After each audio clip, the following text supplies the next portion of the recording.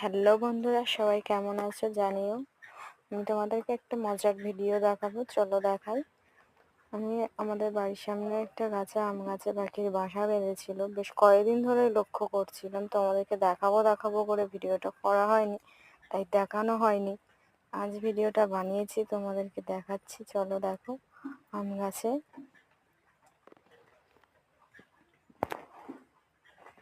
ভিডিওটা কেমন হয়েছে কিন্তু সবাই কমেন্ট করে জানিও ভালো লাগলে।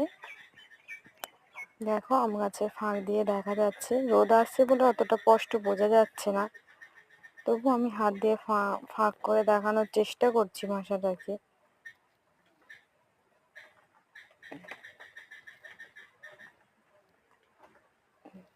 দেখো, আম গাছে কত সুন্দর দৃশ্য, তাই না?